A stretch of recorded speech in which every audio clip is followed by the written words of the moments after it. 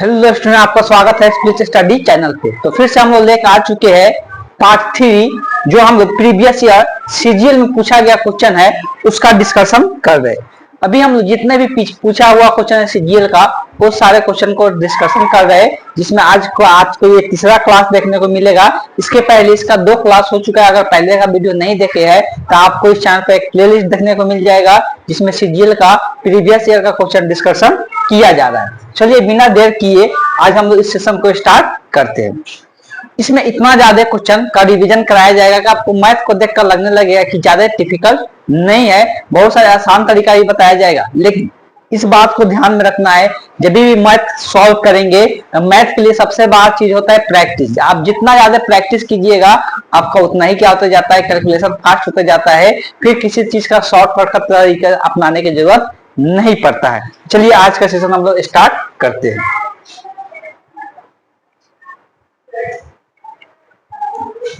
पहला क्वेश्चन दोनों लैंग्वेज में आप देख सकते हैं, किसी प्रकार कोई दिक्कत नहीं होगा। इंग्लिश वाले इंग्लिश में देखेंगे, हिंदी वाले हिंदी में देखेंगे। यदि किसी त्रिभुज के दो शीर्ष के विपरीत भुजाओं तक की ऊंचाई समान हो जाती है, त्रिभुज कैसा होगा? तो देखिए ऐसा तभी पॉसिबल है, कोई किसी प्रकार का अगर एक त्रिभुज है तो इसका ऊंचाई का मतलब क्या है कि दो शीर्ष, इसका एक शीर्ष ये है, 3 शीर्ष होता है ना त्रिभुज का। त्रिभुज का जो 3 शीर्ष होता है तो दो शीर्ष से बोला है कि ये वाला मान लेते हैं, ये शीर्ष से जो लंब डाले उसी को ऊंचाई कहते हैं, और इस शीर्ष से जो लंब डाले इसको हम लोग ऊंचाई कहते हैं। तो ये दो ऊंचाई बराबर तभी हो पाएगा, दो ऊंचाई बराबर तभी हो जा पाएगा जब त्रिभुज क्या रहता है, समद्विबाहु त्रिभुज रहता है। समद्विबाहु त्रिभुज जिसको इंग्लिश में क्या कहते हैं, आइसोसेलेस ट्रायंगल कहते हैं। समद्विबाहु त्रिभुज मतलब जिस त्रिभुज का दो भुजा आपस में बराबर रहेगा उसी त्रिभुज का दो शीर्ष क्या होगा, बराबर होगा, नहीं तो ऐसा पॉसिबल नहीं है। जैसे कि मान लो कि अगर ये एक त्रिभुज दिया हुआ है, यहां से देखकर लग रहा होगा, या इसको थोड़ा सा और छोटा कर देते हैं, यहाँ से ये साफ साफ क्लियर होगा कि ये इस दोनों का ये वाला भुजा और ये वाला भुजा का लंबाई लगभग क्या दिख रहा है, समान दिख रहा है। तो इसके जो भुजा का लंबाई समान दिख रहा है, तो अगर यहां से लंब डाले और इस वाले शीर्ष से सामने वाले भुजा पे लंब डालेंगे तो दोनों की लंबाई क्या होगा, बराबर होगा। उस केस में कैसा त्रिभुज होता है, समद्विबाहु त्रिभुज होता है। और जब तीनों ऊंचाई बराबर होता है, जब जिस त्रिभुज का तीनों ऊंचाई क्या होता है, बराबर होता है, वो कैसे त्रिभुज हो जाएगा, तो समबाहु त्रिभुज हो जाएगा, जिसका तीनों भुजा आपस में क्या होते हैं, बराबर होते हैं, जिसको इंग्लिश में हम लोग क्या कहते हैं, इक्विलेटरल ट्रायंगल के नाम से जानते हैं। क्लियर हो गया? इस क्वेश्चन में यहाँ पर दोनों में से कोई भी पूछा जा सकता है। अभी तो दो वर्टेक्स के बोला है, मतलब दो शीर्ष से बोला है। अगर तीनों शीर्ष से अगर बराबर होगा तो समबाहु त्रिभुज हो जाएगा, याद रखना है। यहाँ पर जो आंसर निकल के आएगा कौन सा आएगा, यहाँ पे जो आंसर होगा option A is the correct option हो जाएगा। क्लियर है? ले चलते हैं नेक्स्ट क्वेश्चन देखते हैं। अब देखिए ये डायरेक्ट क्वेश्चन क्या है, याद रखने वाला क्वेश्चन है। अगर याद रखते हैं तो इसमें 1 सेकंड से 2 सेकंड लगने वाला है, आसानी से आंसर दे सकते हैं।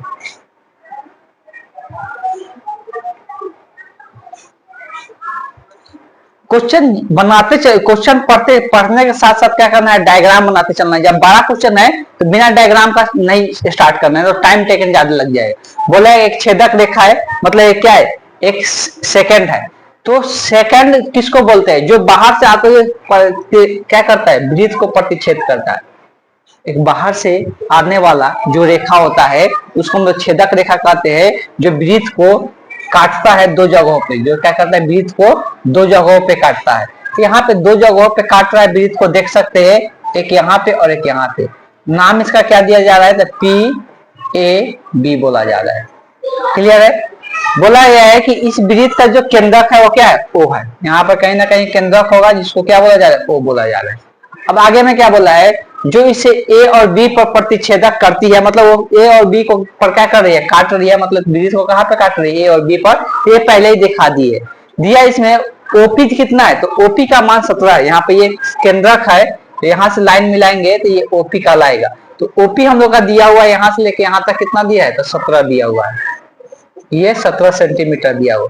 उसके बाद दिया हुआ है PA जो है कितना है, 12 है। तो PA कौन है, यहाँ से यहाँ तक की लंबाई, तो ये है हम लोग का 12 सेंटीमीटर। और PB भी दिया हुआ है, मतलब यहाँ से लेके यहाँ तक का लंबाई दिया हुआ है, कितना दिया हुआ है, तो ये है 22.5 सेंटीमीटर, सब सेंटीमीटर में ही है। तो बोला गया है कि इस वृत्त का क्या करना है, त्रिज्या हमको निकालना है। ऑब्वियस है, इसका त्रिज्या जो होगा यही वाला लंबाई होगा। यही वाला लंबाई होगा ना इसका त्रिज्या। इसको थोड़ा सा क्या करते हैं हम लोग बढ़ाते हैं, इसको थोड़ा सा क्या कर देते हैं बढ़ा देते हैं। तो यहाँ से लेके यहाँ तक ये भी क्या कहलाएगा, त्रिज्या ही कहलाएगा। और ये भी वृत्त को दो जगहों पे काट रहा है, ये भी क्या कर रहा है वृत्त को दो जगहों पे। ये जो 17 दिया हुआ है यहाँ से लेके यहाँ तक की लंबाई दिया हुआ है, क्लियर है। अब ये वृत्त को दो जगहों पे काटा तो इसका एक नाम देते हैं सी और इसका नाम देते हैं डी, जो क्वेश्चन में दिया नहीं है लेकिन हम अपने से मान ली। अब अगर एक वृत्त के त्रिज्या के बारे में एक रिलेशन होता है जो अगर आप जानते होंगे तो इस प्रकार क्वेश्चन बनाने में थोड़ा सा भी दिक्कत नहीं होने वाला है। कि यदि एक वृत्त है और एक बाह्य बिंदु है जो इसको वृत्त को यहाँ से दो जीवा ड्रॉ करे, मतलब दो जगह यहाँ पे क्या करे छेदक रेखा सेकंड लाइन ड्रॉ कर दी। ये मान लेते P है और ये A है और ये B है और ये C है और ये D है। ध्यान पूर्वक समझना है कि ये क्या रिलेशन होता है। ये क्या कहता है कि जो PA का लंबाई होगा उसका गुणनफल PB के गुणनफल, ये दोनों का गुणनफल बराबर होगा PC गुने PD, क्लियर है।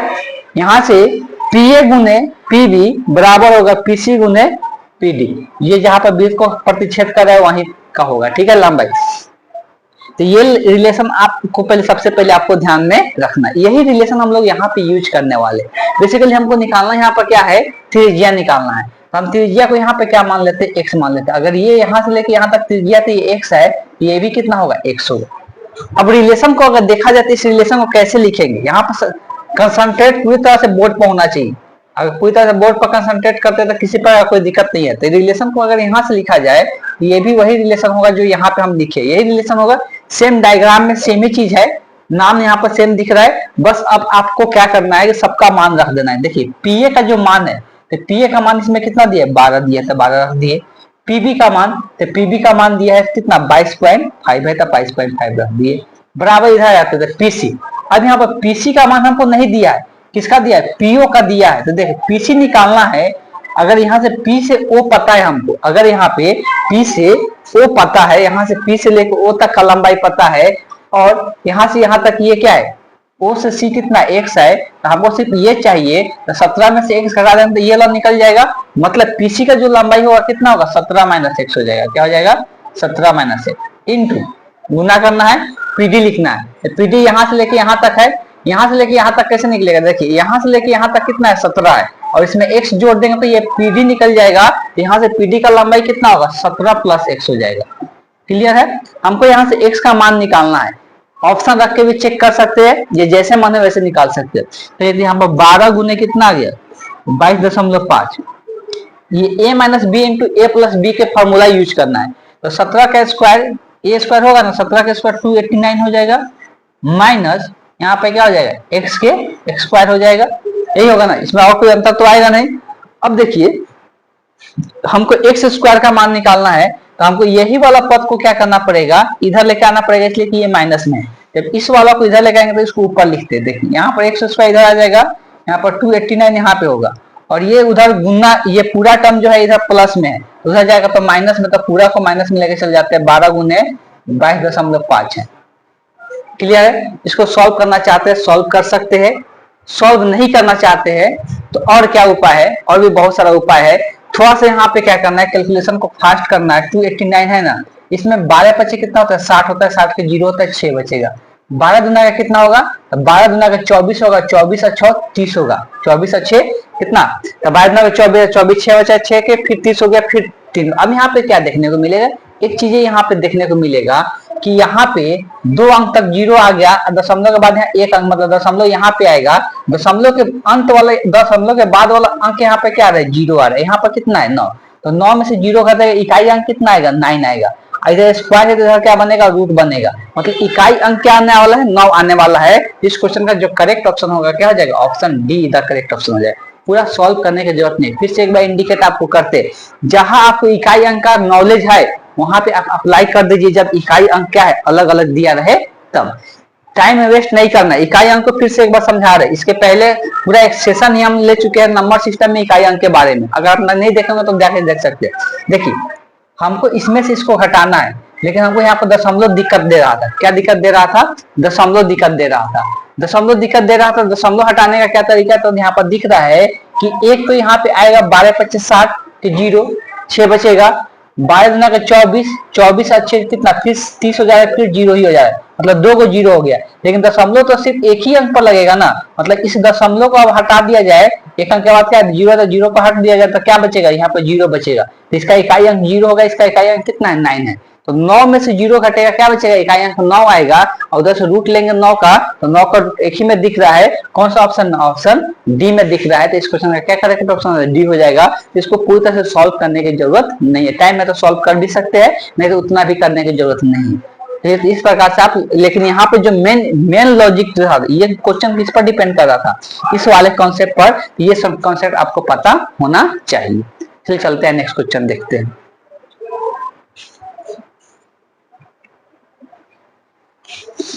चलिए अगला क्वेश्चन दिया हुआ है, बहुत आसान तरीके से बनाएंगे। यहाँ पे दिया हुआ है किसी वस्तु का कीमत दिया हुआ है, वस्तु का कीमत का मतलब क्या होता है, सीपी दिया हुआ है, इसका सीपी कितना है, तो मेरे पास 1000 सीपी दिया हुआ है। अंकित मूल्य दिया हुआ है, अंकित मूल्य एमपी हम लोग बोलते हैं, मार्क प्राइस बोलते हैं, मार्क प्राइस हम लोग का दिया हुआ है कितना है, एमपी दिया हुआ है 1500 दिया हुआ है। अब इस मार्क प्राइस पर दो प्रकार का छूट दिया जा रहा है, इस मार्क प्राइस पे दो प्रकार का, एक बार 20% का छूट दिया जा रहा है, अगर नगद पैसा दिया जाता है, तुरंत पैसा पूरा दिया जाता है, तो 10% का फिर से अतिरिक्त छूट मिल रहा है। अब इस केस में इसको लाभ हो रहा है कि हानि हो रहा है बताना है। तो हमको पता है कि मार्क प्राइस से हम लोग क्या निकाल सकते हैं, एसपी निकाल सकते हैं, अगर छूट पता है तो। एसपी निकालने के लिए ये 1500 पर दो बार छूट दिया जा रहा है, एक बार 20% का छूट दिया जा रहा है, तो छूट का मतलब क्या होता है, 100 में से, तो अगर 100 में से 20 छूट दे दिया जाता है, कितना बचेगा 80, तो क्या हो जाएगा, ये 80/100 हो जाएगा। फिर इसी पर ये जो अमाउंट आ रहा है, फिर इस पर कितना प्रतिशत छूट दिया जाए, 10% का, तो 10% छूट का मतलब क्या, कितना रुपए, 90 रुपए हो जाएगा, 90/100 हो जाएगा। तो यही जो अमाउंट आएगा क्या आ जाएगा, एसपी आ जाएगा, और ये बहुत आसानी से यहाँ पर कैंसिल आउट हो जाएगा सबके सब, जीरो से जीरो गया, एक जीरो से एक और जीरो, दो जीरो से दो जीरो गए, यही हुआ ना। हमको पता है जो लॉस हो या गेन हो, लॉस हो या गेन हो कैसे निकलता है, तो अगर लॉस परसेंटेज या गेन परसेंटेज, तो पहले तो ये मान देख लेते हैं कि 1000 से अधिक आ रहा है कम आ रहा है, ये क्या होगा, 9 8 72 हो जाएगा, 72 में 15 से गुना करना चाहते हैं, 15 से गुना कर सकते हैं, 9 8 72, 72 में 15 से गुना करेंगे तो 15 दुना के 30, 15 दुना के 30 कितना, 3 बचेगा, अब 15 7 105, 105 3 108 हो गया। ये हम लोग का एसपी दिख रहा है ना। अब देख सकते हैं एसपी ज्यादा है मतलब क्या होगा, लाभ होगा, मतलब हानि वाला तो यहाँ से हटा दो, लॉस वाला लॉस होगा नहीं। अब यहाँ पर कितना रुपए एसपी ज्यादा है, 80 रुपए, दोनों का अंतर कितना, 80 रुपए ज्यादा है। और कितना पर किस पर परसेंटेज निकाला जाता है, सीपी पे, सीपी क्या होता है नीचे में आता है, अब उन्हें क्या करते हैं 100 करते हैं, दो जीरो से दो जीरो कट गया, एक जीरो से एक जीरो, तो क्या आ रहा है 8% निकल के आ गया। 8% यहाँ पे क्या हो जाएगा, गेन हो जाएगा। इस क्वेश्चन का जो करेक्ट ऑप्शन होगा, option A is the correct option हो जाएगा। इस सब क्वेश्चन में ज्यादा समय लगने वाला क्वेश्चन नहीं है, आप कम समय में सब टाइप का क्वेश्चन आप बना सकते हैं। चलिए चलते हैं नेक्स्ट क्वेश्चन देखते हैं।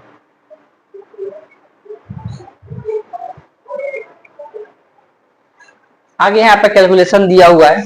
अब देखो यहाँ पे दिक्कत क्या है, इकाई अंक का भी यूज करते हैं, दो इकाई अंक एक ही प्रकार का दिख रहा है 4 और 4, और इसमें भाग भी दे दिया, तो भाग में इकाई अंक थोड़ा यूज करना डिफिकल्ट हो जाता है। और ये इतना बड़ा बड़ा गुना दिया हुआ है, अभी से सीजीएल के एग्जाम में इतना बड़ा बड़ा गुना भाग करने जाएंगे, फंस जाएंगे और कोई आंसर निकालना मुश्किल हो जाएगा। अब यहाँ पे अंतर देखा जाए, आंसर में जो अंतर है ज्यादा ज्यादा का अंतर दिख रहा है, सब कोई करीबी आंसर नहीं दिया हुआ है, मतलब ये 285 दिख रहा है, फिर 224 दिख रहा है, सबका आंसर में क्या है अलग अंतर दिख रहा है। ऑप्शन जो है एक ही जगह का ऑप्शन नहीं, ऑप्शन मतलब क्या करीबी आंसर आता है, मतलब कम कम मान का अंतर आता है, तब थोड़ा सा और डिफिकल्ट होता है। जब ऐसा रहे कि ऑप्शन में ज्यादा ज्यादा का अंतर दिख रहा है, तो इस प्रकार का कैलकुलेशन दे दिया जाए। इस प्रकार कैलकुलेशन में क्या किया जाता है, अप्रोक्सीमेट यूज किया जाता है, अप्रोक्सीमेशन यूज किया जाता है, और अप्रोक्सीमेशन यूज करके आसानी से आप आंसर निकाल सकते हैं। चलिए आसानी से मतलब क्या है कि ये किसके करीब है, ये 600 के करीब मान सकते हैं, इसको क्या मान सकते हैं 600 गुने ये 2900 है, मतलब किसके करीब है 3000 के करीब है। और फिर भाग है, तो भाग वाली 8000 के करीब दिख रहा है, ये किसके करीब दिख रहा है 8000 का, तो बटे में क्या हो जाएगा 8000 हो जाएगा।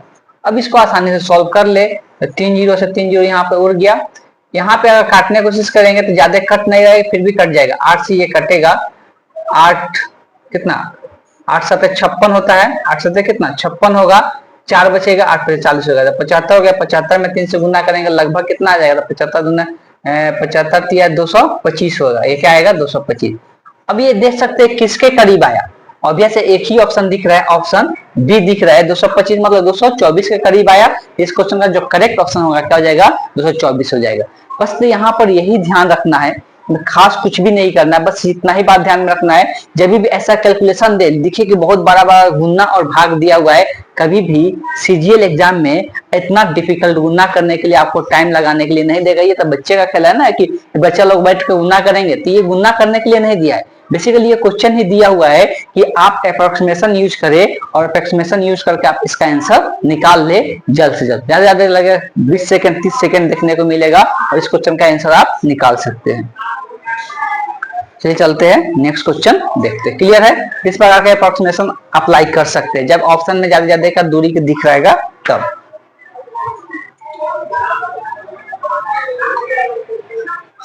अब देखो इस क्वेश्चन जो बच्चे बहुत शातिर है, बहुत सारे क्वेश्चन इस टाइप का बनाते हैं, उनके लिए क्वेश्चन का आंसर बताना मात्र 3 से 4 सेकंड का खेला है।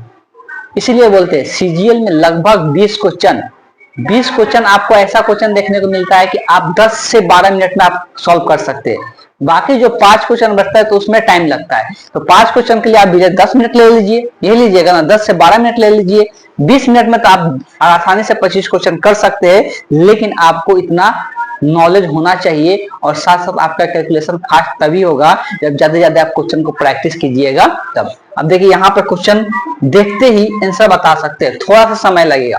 यहाँ पे मासिक आय दिया है, मतलब मंथली इनकम का रेशियो दिया हुआ है, हम यहाँ पर लिख रहे हैं एक बार समझाने के लिए। ये मंथली इनकम है जिसको एम से दर्शा रहे हैं, ठीक। अब मंथली इनकम क्या दिया है, 2:3:293 दिया हुआ है, और खर्च दिया हुआ है, मतलब व्यय दिया है, एक्सपेंस दिया हुआ है। तो हम एक्सपेंस कितना करें, खर्च का रेशियो दिया है 3 आदमी का, तो खर्च का रेशियो इस हम दिखा रहे हैं एक्सपेंस को, तो ये कितना हो रहा है 3:9:5। ये हमको क्या है, ये इनकम का रेशियो है, ये क्या एक्सपेंडिचर का रेशियो है, मतलब ये व्यय खर्च का रेशियो है। अब ऑब्वियस इनकम वाला ज्यादा होगा, खर्च वाला क्या होना है, कम होना चाहिए। अब यहाँ पूछा क्या है कि बचत के बारे में, हमको बचत के बारे में पहले से पता है कि जो बचत होता है सेविंग होता है, ऑब्वियस इनकम में से एक्सपेंडिचर को क्या करते हैं, घटा देते हैं। सेविंग जो होता है उसको इनकम में से क्या करते हैं, एक्सपेंडिचर को घटा देते हैं। इनकम या मंथली इनकम बोल सकते हैं, इससे भी इनकम में से एक्सपेंडिचर को क्या करेंगे, घटाते हैं, तो हम लोग क्या निकलता है, बचत। इंफॉर्मेशन क्या दिया हुआ है हमको कि यदि एक की बचत उसके कुल आय की क्या है, आधी है, कुल आय की आधी है। क्या बोला है कि जो बचत है वो आधा होना चाहिए, बचत है जो आधा होना चाहिए। तब बचत आधा क्या कब होगा, जब आधा खर्च होगा, तब हम जितना भी कमाए अगर उसमें से आधा खर्च करेंगे तभी जाके आधा बचेगा। मतलब क्या है कि यहाँ पे इनकम ए के बारे में बात कर रही है, ये पहले वाला ए का रेशियो, उसके बाद बी का, उसके बाद सी का। तो सी का जो इनकम होगा उसका खर्च क्या होना चाहिए, आधा होना चाहिए। खर्च यहाँ पे कितना दिख रहा है, 3, तो इनकम यहाँ पे कितना दिखना चाहिए, 6 दिखना चाहिए। तो 6 दिखेगा तब ना उसका आधा खर्च हो रहा है, आधा खर्च होगा तब ना आधा सेव होगा। तो वही चीज है कि अगर यहाँ पे 3 है तो यहाँ पर क्या दिखना चाहिए, 6। अब इसमें 6 लाने के लिए क्या चीज से गुना करना पड़ेगा, तो अब जैसे इसमें 6 लाने के लिए 3 से गुना करना पड़ेगा। इसमें 3 से गुना कर देते हैं तो कितना हो जाएगा, तो अगर इसको 3 से गुना करेंगे तो यहाँ पर आ जाएगा 3 दूना के 6, यहाँ पर 3 से गुना होगा 27, 3 से गुना होगा 3 3 9। क्लियर है? अब ये हो गया क्या, इनकम, तो ये हो गया एक्सपेंडिचर। अब सेविंग का रेशियो निकालना है, तो सेविंग का रेशियो निकालने के लिए इसमें क्या करते हैं, घटा देते हैं। तो 6 में से 3 जाएगा 3, 27 में से 9 जाएगा 18, और 9 में से 4 जाएगा कितना, 9 में से 5 जाएगा 4। तो यही हम लोग का क्या हो जाएगा, सेविंग का रेशियो हो जाएगा।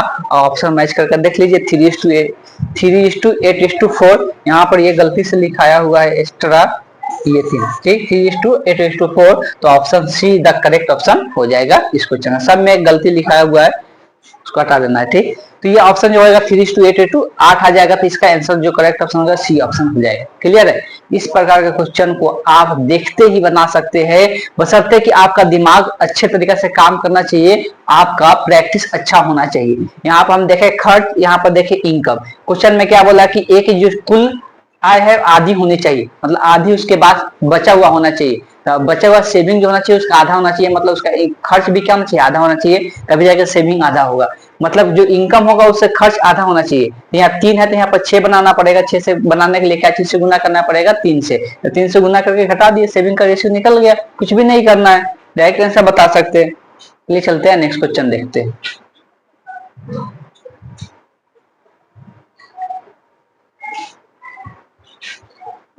बोला है सॉरी, बोला है कि एक टैंक और दो पाइप द्वारा इसको भरा जा रहा है, दोनों को एक साथ भरने पर कितना समय ले रहा है? 45 मिनट का समय लेता है भरने में, ठीक है। पाइप बी टैंक ए से दुगनी तेजी से बढ़े। अब देखो, जब क्षमता दिया जाता है, क्षमता हम निकालते हैं, बहुत बार क्वेश्चन में क्षमता दे दिया है, क्षमता जब भी दोगुना तिगुना दे उसको हमेशा क्या डायरेक्ट मान में ले लेते हैं, उसको अनुपात में लेने की जरूरत नहीं है। जैसे कि हम यहाँ पर क्या कर रहे हैं, एक ए है, एक ए है, दूसरा क्या है, बी द्वारा भरा जा रहा है। बोला है यहाँ पे साफ साफ क्लियर करके दिया है कि जो क्षमता है, बोला है कि पाइप बी का जो क्षमता है वो ए से क्या है, दुगना है, ए से क्या है, दुगना है। मतलब एक को अगर 1 लेते हैं तो बी का क्षमता क्या होगा, 2 होगा। दुगना का मतलब यही होना, कुछ भी ले सकते हैं, अगर इसको 2 लेते हैं तो इसको क्या ले सकते हैं, 4 ले सकते हैं। क्षमता ही बताया जा रहा है कि इसका जो क्षमता है, इसका जो एफिशिएंसी है कितना है, अगर 1 लेते हैं तो बी का उसका दुगना लेना, कुछ भी लेते उसका यहाँ पे दुगना ले लेना है, ठीक है। अब देखो, हमको ये बनाने के लिए हमको टोटल वर्क पता होना चाहिए। अब ये दोनों मिलकर कितना समय ले रहा है, 45 मिनट का समय ले रहा है। तो जो समय है 45 मिनट है, और दोनों को मिलाकर अगर क्षमता देखेंगे तो एक का एक, दो का दो, दोनों को मिलाकर कितना क्षमता होगा, 3 होगा। मतलब कुल क्षमता कितना है, 3 है।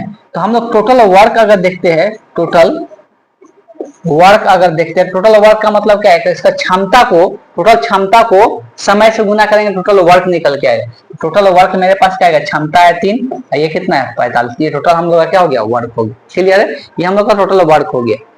अब हमको क्या निकालना है, ए द्वारा टंकी को भरने में कितना समय लेगा, या बी द्वारा टंकी को भरने में कितना समय लेगा। तो समय निकालने के लिए अगर इसका क्षमता पता है तो ए का समय निकालना है, ए का अगर टाइम निकालना है तो क्या करना पड़ता है, टोटल वर्क को इसके क्षमता से भाग कर देते तो 1 से भाग करेंगे, इतना ही रह जाएगा, और इसको गुना करेंगे तो 135 निकल के आ जाएगा। तो इसको कितना समय लगेगा, 135। अगर बी का टाइम निकालना है कि बी को अकेले भरने में कितना लगेगा, तो टोटल वर्क कितना है, 3 गुने 45, का क्षमता कितना है, 2, इसको 2 से भाग कर देंगे तो इसका टाइम निकल जाएगा कि इसको भरने में कितना समय लगेगा। क्लियर है। तो हमको ए का ही निकालना था, तो ए का कितना निकल रहा है, 135 निकल के आ रहा है। इस क्वेश्चन का जो करेक्ट ऑप्शन होगा, option A is the correct option हो जाएगा। इस प्रकार क्वेश्चन बनाया जाता है, और इसके बारे में आपको पहले ये चैप्टर आपको क्लियर ढंग से पढ़ना पड़ेगा, तभी जाके ये थोड़ा समझ में आएगा। लेकिन फिर भी हम यहाँ पर समझाने की कोशिश किए कि इस क्वेश्चन में सबसे पहले आपको ये पता होना चाहिए टोटल वर्क क्या है। टोटल वर्क निकालने का और भी तरीका होता है, अगर अलग अलग दिया रहता है दोनों का समय कि ये भरने में इतना समय ले रहा है, बी भरने में इतना समय ले रहा है, तो दोनों का एलसीएम लेते हैं तो वो क्या निकल के आता है, टोटल वर्क निकल के आता है। लेकिन इसमें ऐसा दिया नहीं था, दोनों को एक साथ दे दिया था कि दोनों को एक साथ भरने में कितना समय लग रहा है, 45 मिनट का समय लग रहा है। तो दोनों का क्षमता दे दिया था क्वेश्चन में कि अगर क्षमता एक का 1 मानते तो इसका 2 होगा, अगर 2 मानेंगे तो इसका 4 होगा। तो कुल क्षमता हमको पता चल जाएगा कि कितना हो रहा है, 3 हो रहा था। तो एक दोनों मिलाकर 45 मिनट ले रहा है, मतलब कुल क्षमता। तो टोटल वर्क निकालने के लिए क्षमता को क्या करते हैं, समय से गुना कर देते हैं, ये कुल वर्क निकल के आ गया। और टाइम निकालना है तो वर्क को क्षमता से भाग कर दो तो वो टाइम निकल जाता है, ए का भी बी का भी निकाल सकते हो। क्लियर है। तो यहाँ से ये आंसर निकल के आ गया। चलिए चलते हैं नेक्स्ट क्वेश्चन देखते हैं।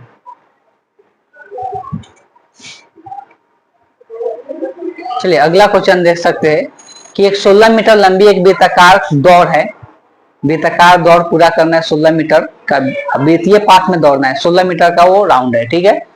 2 लोग है, भास्कर एक है, एक विनय है। एक ही बिंदु से शुरू करता है लोग, एक बार कैसे दौड़ता है लोग, तो एक तरफ दौड़ता है, एक पहला जो भास्कर जो है 27 किलोमीटर पर घंटा की रफ्तार से दौड़ रहा है, और जो विनय है 45 किलोमीटर पर घंटा की रफ्तार से दौड़ रहा है। तो क्रमशः विपरीत दिशाओं और एक ही दिशाओं में दौड़ने पर वे ट्रैक पर पहली बार कब मिलेंगे, तो कब मिलेंगे निकालना। देखिए अभी से रिलेटिव स्पीड ले लेंगे, रिलेटिव स्पीड लेकर हमको इतना मीटर की दूरी तय करना है, उतना मीटर की दूरी तय करना है तो हमको समय निकल जाएगा, उसी समय वो दोनों क्या होगा, आपस में मिलेगा। जो समय निकलेगा वही उसी समय क्या होगा, दोनों आपस में मिलेगा। तो सिंपल करना क्या है, पहले देखो जो हमको समय निकालना है किसमें दिया है, मिनट में दिया है या सेकेंड में बोल सकते हैं। लेकिन यहाँ से जो लंबाई यहाँ पे दिया 1600 मीटर, तो इसको किलोमीटर में आप चेंज कर ले, जैसा माने वैसा कर सकते हैं। तो रिलेटिव स्पीड में अगर अपोजिट दिशा में चलता है, अगर विपरीत दिशा में चलता है, अपोजिट दिशा में चलता है, तो उस समय क्या जुड़ता है, मतलब रिलेटिव स्पीड निकालते हैं, रिलेटिव स्पीड निकालते अपोजिट दिशा वाला, तो उस टाइम कितना आएगा, रिलेटिव स्पीड जुड़ता है तो 27 प्लस कितना हो जाएगा, 45 हो जाएगा। ये जुड़ कर लगभग कितना आ जाएगा, 7 5 12 6 एक साथ, यही आएगा 72 किलोमीटर पर आवर आएगा रिलेटिव स्पीड। अगर इसका टाइम निकालते हैं, टाइम का फॉर्मूला क्या होता है? तो वैसे टाइम का जो फॉर्मूला होता है वो क्या होता है? दूरी, दूरी बटे क्या होता है? चाल होता है। दूरी कितना है? 1600 है, किसमें? मीटर में। इसको किलोमीटर में चेंज करना है। किलोमीटर में चेंज करने के लिए 1000 से क्या करना पड़ेगा? भाग करना पड़ेगा। पहले ही चेंज कर देते हैं। ये कितना आएगा? ये आएगा 1.6, यही आएगा किलोमीटर में, डिवाइडेड बाई इसका चाल कितना है? 72। तो ये जो समय आएगा ये किस में आएगा? आवर में आएगा। ये समय किस में आएगा? आवर में आएगा। समय हमको निकालना किस में है? मिनट में। मिनट में निकालने के लिए इसको क्या करो? 60 से गुना कर दो तो ये मिनट में आ जाएगा। पहले तो यहाँ तो दशमलव हटा, दशमलव हटाएंगे, जीरो आएगा, यहाँ जीरो से जीरो कट गया, ये 6 से कटेगा 72, 6 का मतलब 14 12 बार में, ये क्या है? तो 4 से 4 चौको 16, 4 3 12 क्या आ गया? ये 4/3 मिनट हुआ। लेकिन हमको इसको सेकंड में भी चेंज करना है। क्या करना है? तो सेकंड में चेंज करने के लिए पूर्णांक के रूप में लिखा जाता है।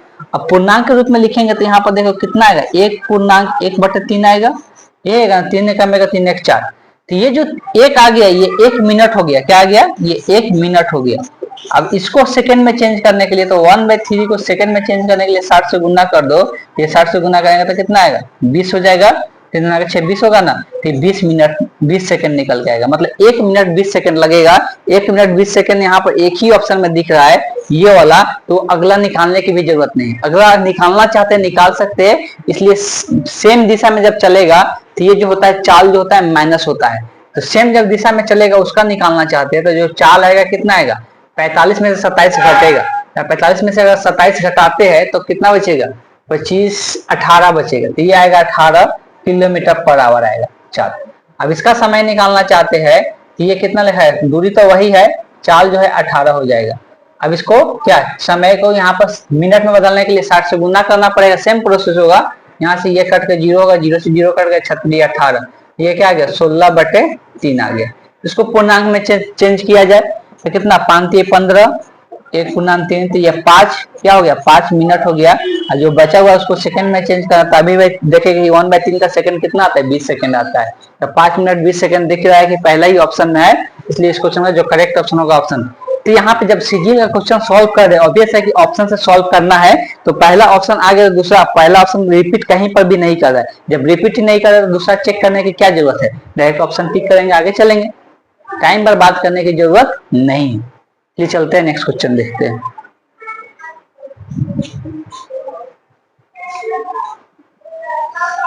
अब वो यहाँ पे बोला है साइन के पावर 4 थीटा प्लस कॉस के पावर 4 थीटा सबसे बड़ा मान क्या होगा? देखिए जब साइन और कॉस दोनों फंक्शन दिया रहे, जब साइन और कॉस दोनों फंक्शन दिया रहे और बोल दे क्या मैक्सिमम मान बताए, सबसे अधिकतम मान बताए, तो हमेशा थीटा का मान क्या होता है? 45 डिग्री पर जो होता है वो मैक्सिमम होता है। 45 डिग्री पर क्या होता है? मैक्सिमम होता है जब साइन और कॉस दोनों फलन में रहेगा तब। ठीक है, जब सिर्फ साइन रहेगा तो अब से 90 डिग्री पर अधिकतम होता है, जैसे 90 डिग्री पर 1 होता है।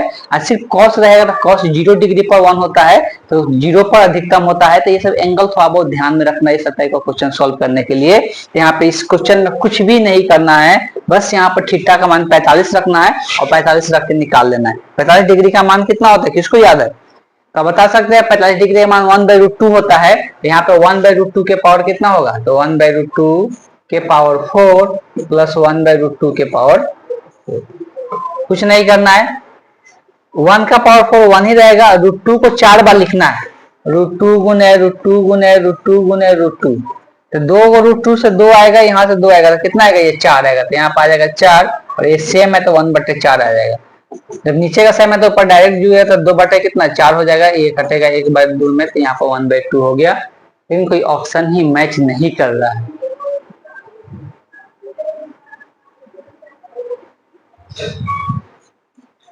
कोई ऑप्शन या ऑप्शन गलत लिखा गया है। अब ये तो कंफ्यूजन होने लगा कि क्वेश्चन जो दिया हुआ है दिक्कत तो है। ग्रेटेस्ट वैल्यू पूछा है, ये 1/2 ही आ रहा है। 90 डिग्री रखते हैं तो 1 आ जाएगा, तो उससे अधिकतम मान मिलेगा। हाँ यहाँ पर तो गलत हो रहा है, यहाँ पे गलत हो रहा है। यहाँ पर 1 आएगा ऑप्शन सही, एक ऑप्शन आएगा, क्लियर है। हाँ 1 ही आएगा, 2 रखेंगे, यहाँ पर गलत तो हो रहा है। ठीक है, इसको हटाते हैं। तो यहाँ से √2 से 2 4 बार लिखेंगे, ठीक है। तो यहाँ पर देख सकते हैं, यहाँ पे मान 45 डिग्री पर छोटा आ जा रहा है, 1/2 आ रहा है। अब देखो यहाँ पे क्या हो रहा है, अगर यहाँ पे 90 डिग्री रखते हैं तो थीटा का मान अगर 90 रखते हैं तो ये 1 होगा, ये क्या होगा 0 होगा, तो 1 आएगा अधिकतम मान। अगर 0 रखते हैं तो ये 0 हो जाएगा, ये 1 हो जाएगा, तो अधिकतम मान 1 आएगा। अगर 45 लेते हैं तो 45 पर अधिकतम आता है, लेकिन यहाँ 45 पर दिक्कत क्या हो रहा है कि ये 45 पर 1/2 ही रह जा रहा है, मतलब 1 से छोटा ही रह जा रहा है। इसलिए इस क्वेश्चन का जो करेक्ट ऑप्शन ऐसे होना चाहिए, क्या हो जाएगा, option be the correct option हो जाएगा, अगर इस प्रकार से देखते हैं तो। एक बार देख लेते हैं फिर से कि ऑप्शन सही, ऐसे तो यहाँ पर 1 ही आ रहा है सबसे अधिकतम मान, अगर यहाँ पर देखेंगे तो 1 ही आ रहा है इसका।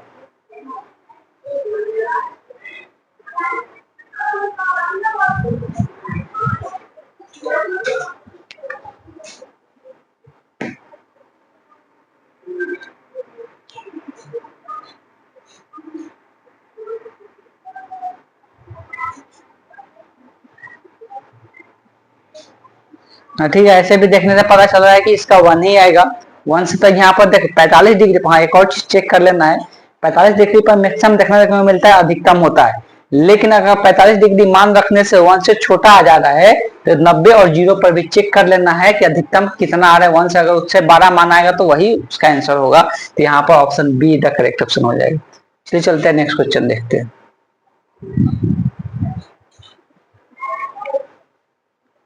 चलिए आगे जो क्वेश्चन है ये कैलकुलेटिव क्वेश्चन है। इस प्रकार जो क्वेश्चन यहाँ पर पूछ दिया, और ऑप्शन भी देख सकते हैं, बहुत करीबी ऑप्शन दिया हुआ है, तो यहाँ पर अप्रोक्सीमेशन भी कुछ नहीं लगा सकते। बेसिकली इसमें करना क्या है कि 2006 में जो सभी श्रेणियों के कुल व्यय खर्च हुआ है, 2006 में जितना भी खर्चा हुआ है, इसमें देख सकते हैं 2006 में जितना भी खर्चा हुआ है सब खर्च को क्या कर देना है, जोड़ देना है, कुल व्यय निकालना है, कुल एक्सप्लेनेशन निकालना है। तो 2006 का कुल व्यय, कुल एक्सप्लेनेशन जो होगा वो निकालना है। इसको E1 से दिखा देते हैं। ये सबको जोड़ना है, आप जितना जल्दी जोड़ सकते हैं उतना अच्छा है। जोड़ने में अगर समय लगेगा तो उतना दिक्कत है, तो जितना फास्ट अगर जोड़ सकते हैं, जोड़ कर आप बता सकते हैं ये कितना आ सकता है। 225 में फिर 98 जोड़ना है, थोड़ा सा डिफिकल्ट तो है, 98 जोड़ना है, फिर दशमलव में भी जोड़ना है, तो दिक्कत यहाँ पे आ रहा है। और यही एक क्वेश्चन हम लोग बोल सकते हैं कि ये टाइम टेकन है, आप इसमें टाइम आपको मैनेज करना पड़ेगा और इसमें ज्यादा टाइम आपको देना पड़ेगा। तो ये अगर जोड़ते हैं तो ये आ रहा है लगभग कितना, 466.95, 466. दूसरा एक्सपेंशन निकालते हैं कब का, 2009 का बात कर रहे हैं, 2009 वाला ये है, ये सबको जोड़ना है। इसको अगर जोड़ते हैं तो 295 प्लस कितना 145 प्लस 6.25 प्लस 49.6 प्लस 118, तो ये आ रहा है कितना, ये आ रहा है 613.85 आ रहा है। ठीक, अब क्वेश्चन में क्या बोला है, क्वेश्चन में ये बोला है कि अगर बात करते हैं यहाँ पे कि जो 2006 में सभी श्रेणियों का कुल व्यय जो हुआ है 9 में कुल व्यय के कितना प्रतिशत, तो जिसका कुल व्यय, किसका कुल व्यय का प्रतिशत पूछ रहा है, कितना प्रतिशत किसका पूछ रहा है, यहाँ पे क्या यूज किया गया है ना, तो 2009 में कुल जो व्यय है उसका कितना प्रतिशत पूछा है, तो जिसका पूछता है उसको हम लोग नीचे में रखते हैं और कि जिससे तुलना करता है उसको हम लोग ऊपर में रखते हैं। तो 2006 वाला को हम लोग ऊपर में लिखेंगे परसेंटेज निकालने के लिए, और जिससे पूछता है कार्य किसके साथ दिया, 9 वाला का साथ, तो उसको हम लोग नीचे में रखते हैं और गुने क्या कर देंगे, 100 कर देंगे। यही सॉल्व करना है, देख सकते हैं ये भी क्या है, बहुत बड़ा नंबर है जो कितना आसानी से, तो आप इसको कैलकुलेशन नहीं कर सकते, थोड़ा तो ये डिफिकल्ट क्वेश्चन दिया हुआ है और इसको हम लोग क्या करना है, तो इसको सॉल्व करना है।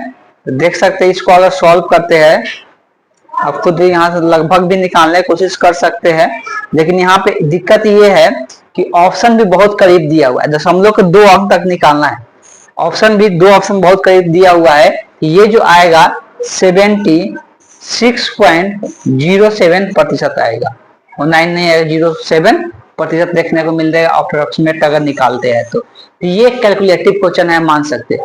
अब ऐसा टाइप का अगर क्वेश्चन आ जाए, लगे कि इतना ज्यादा कैलकुलेटिव है कि 5 से 7 से मिनट भी ले सकता है, तो उस क्वेश्चन को हाथ नहीं लगाना। एक क्वेश्चन छोड़ देने में क्या है, 25 में अगर 24 वो है तो 24 को भी कर सकते हैं ना, तो एक क्वेश्चन छोड़ने से कोई दिक्कत नहीं है। हम यहाँ पे देखे इस वाले सेशन को, जो ये 2024 का ही पूछा हुआ क्वेश्चन है और एक शिफ्ट में पूछा हुआ है, तो ये देखे तो यही एक क्वेश्चन हमको दिखा जो डिफिकल्ट था, बाकी कोई क्वेश्चन उतना डिफिकल्ट नहीं दिख रहा। ठीक, एक क्वेश्चन को इग्नोर करने में भी कोई दिक्कत नहीं। चलिए चलते हैं नेक्स्ट क्वेश्चन देखते हैं।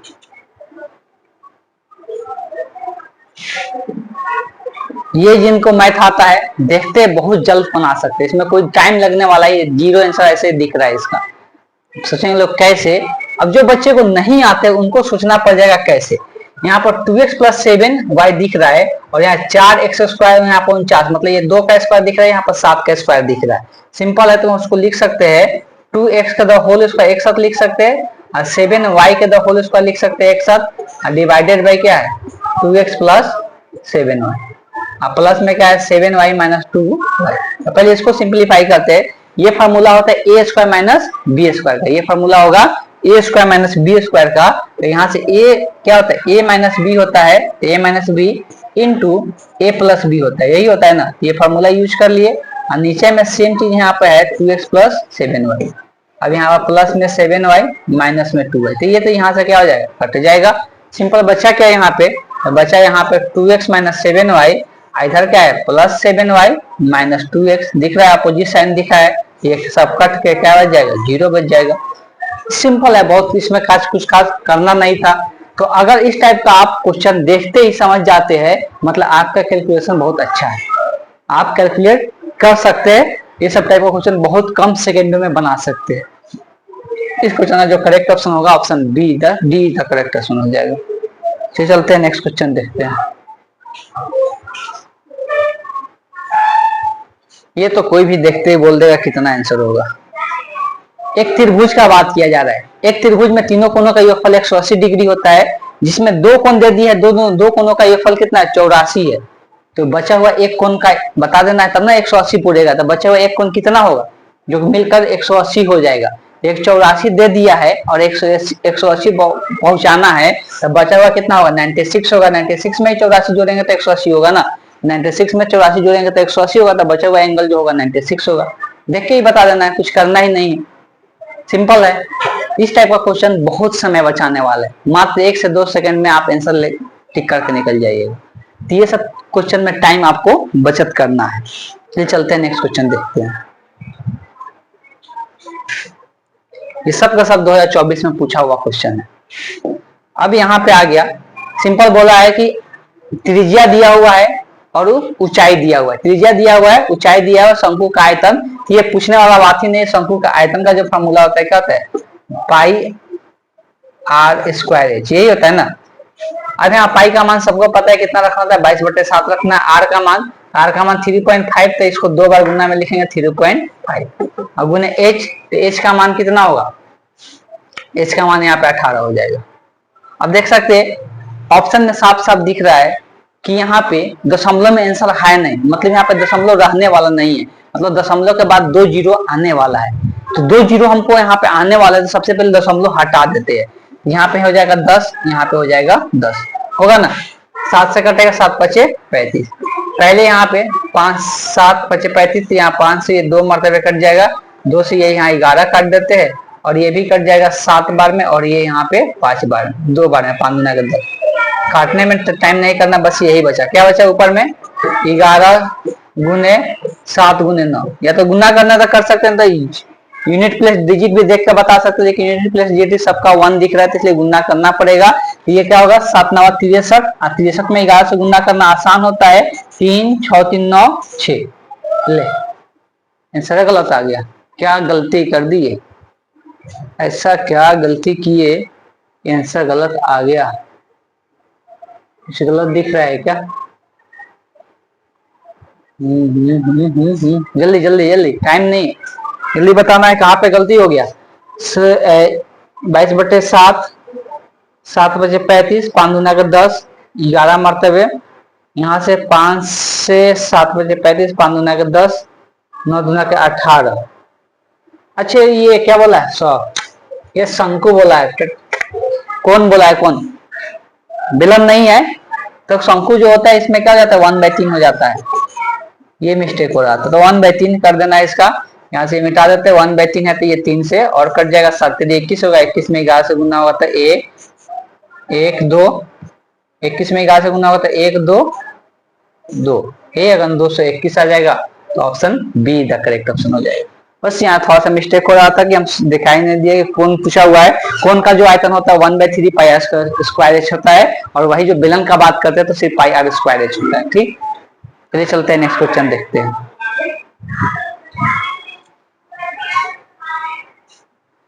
देखिए यहाँ पे एक पाई चार्ट दिया हुआ है, इस क्वेश्चन को थोड़ा सा ध्यान से पढ़े।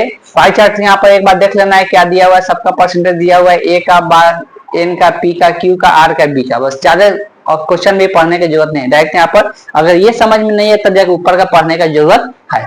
बोला गया है कि स्नातक स्तर पर छात्रों की कुल संख्या, मतलब इसमें कुल संख्या जो स्नातक स्तर का कुल संख्या दिया अलग अलग क्षेत्र में, तो कुल संख्या जो है छात्र का दे दिया है कितना है 2,46,000 है। तो बोला है कि ए और बी में कितने छात्र है, ए और बी में कितने छात्र स्नातक है मतलब ग्रेजुएट है।